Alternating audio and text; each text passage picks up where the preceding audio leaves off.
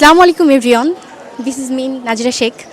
So আজকে আমি চলে এসেছি আমাদের গাইবান্ধা রেল স্টেশনে অ্যান্ড এখানে এসে আমার খুব ভালো লাগছে। আজকে অনেক স্টেশনে অনেক মানুষ, মনে হচ্ছে কোথাকার যাত্রী জানি না, বাট ভিডিও করার জন্য আসলাম। আজকের ওয়েদারটা অনেক সুন্দর, তো আমরা একটু আমার সাথে আসুন, আমরা একটু ভিডিও বানাবো এদিকে।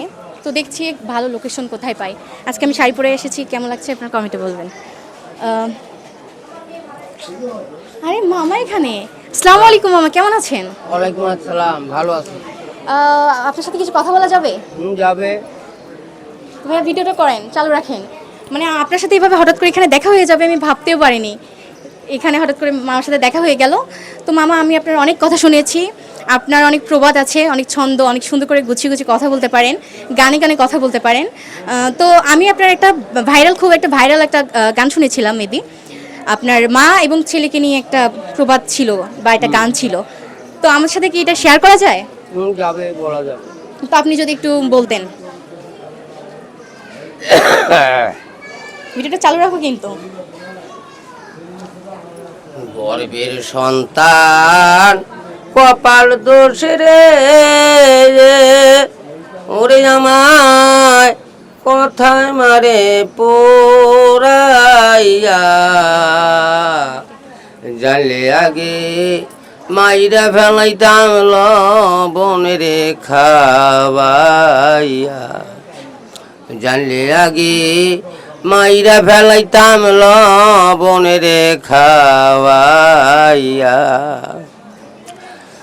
গর্ভের সন্তান কপাল দোষ রে, ওরে আমায় কোথায় মারে পোড়াইয়া,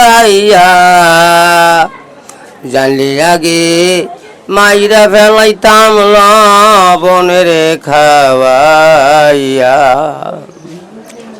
শীতের দিনে শোয়ার কথা,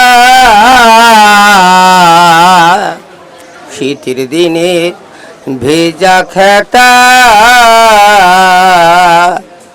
মনে পড়ে সেই না শোয়ার কথা গো, আমার জায়গায় উঠে পুরান ব্যথা গো,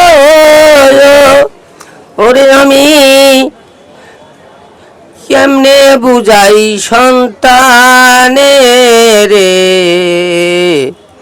জানলে আগে মাইরা ভাঙাইতাম লবণে রে খাওয়াইয়া। গর্ভের সন্তান কপাল দোষ গো, ওরে আমায় কোথায় মারে পোড়াইয়া, জানলে আগে মাইরা ফেলাইতাম লবণে রে খাওয়াইয়া। এত সুন্দর আদর করে না খাইয়া খাওয়াইলাম যারে গো, ওসি সরকার ভইলা গেছে রে,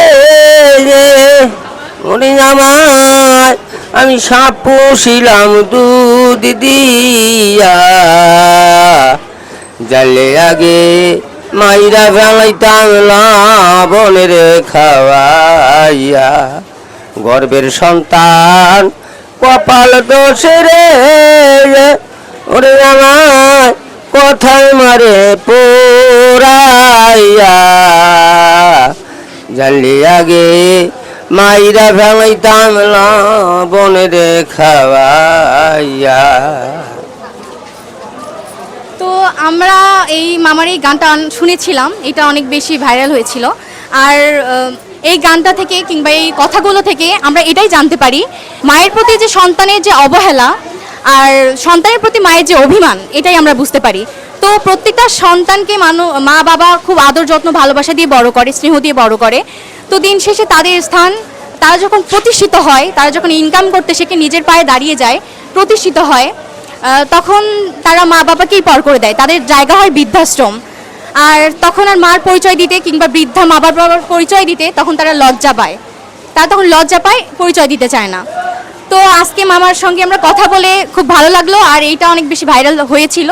তো আজকে আমি মামাকে হঠাৎ করে এখানে দেখা পেয়ে গেলাম এবং কি ভিডিওটা বানালাম। আপনাদের কেমন লেগেছে অবশ্যই কমেন্টে জানাবেন। ধন্যবাদ।